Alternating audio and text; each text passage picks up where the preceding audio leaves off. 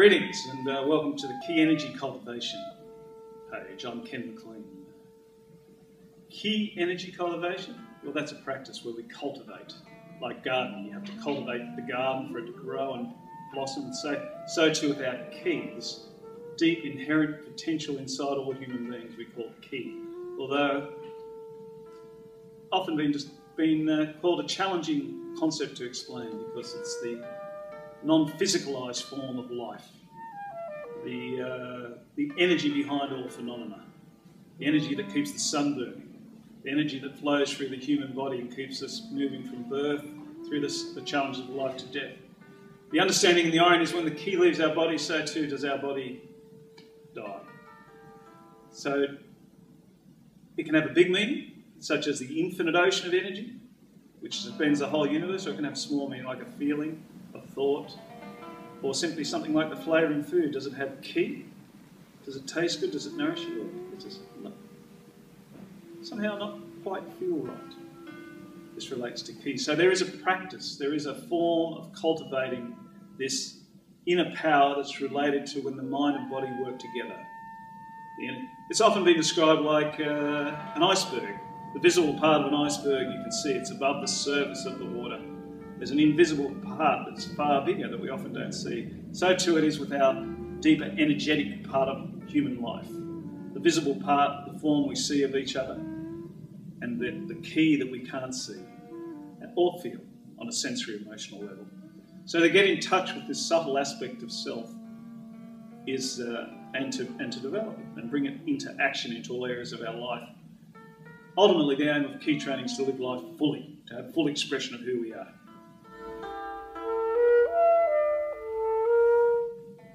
So although a lot of this sounds a little esoteric, a little bit out there,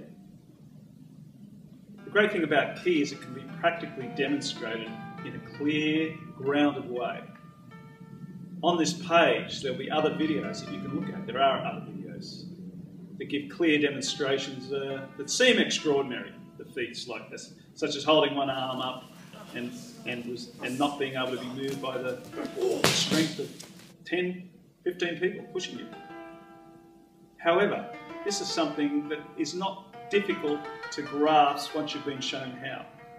And it really isn't about holding, although these examples seem amazing, such as the unliftable body or the unbendable arm, it's more about bringing out this natural state of relaxed power that everyone can access. And the great thing about key, the greatest thing I believe, is once you start the practice and the training, is how you can apply it directly to your daily life, to any activity. So for me, a practice that should be adopted is one that you can apply anywhere, anytime, under any condition. And that's really the essence of key. What we cover when you come to training, there are several areas that we cover in key cultivation. Of course, there's the stretching and the called Aiki yoga. There's the various movements and stretches to free up the life force in the body and to become supple and fluid in our body motions and to free the energy in the joints so the key flows through the body. It's the physical aspect. Then there's the understanding of key principles, such as how to centre one's energy, how to be connected to the earth or grounded, how to get one's life force to flow forth from the body, how to influence others, those type of things. Then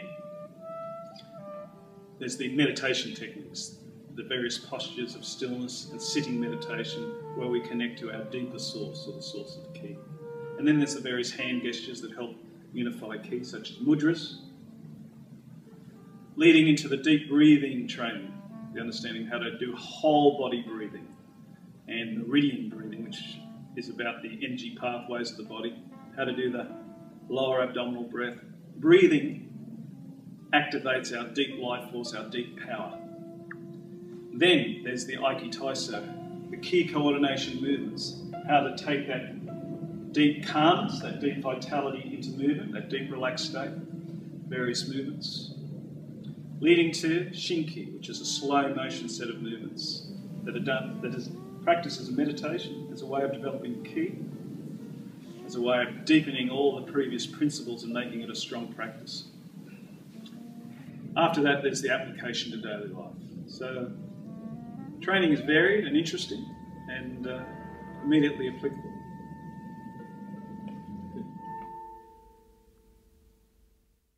When ki flows through your body, it's a very interesting experience. It's different to using muscular force.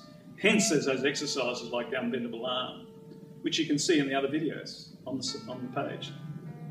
In fact, we call that yang. When one expresses too much muscular force, it becomes brittle, it becomes weaker in this approach. So there's this way of using your power in a relaxed way. When someone tries to bend the arm, they can't, because the ki, this is the power of mind and body coordination when the ki flows forth. It's much stronger than muscular force. But you know what? Talking about it, you're not going to get it. You've got to come and feel it. You've got to feel it in your own body. You can get it immediately when you come and practice with someone. And it never ceases to amaze people when they get that feeling for the first time. And also then it creates a sustainable way of managing your energy in life so that you never get exhausted because you're finding this way where you don't push to extremes. Feel free to come and visit the dojo. Feel free to come and experience ki. I'm happy to work with you anytime. Please call us.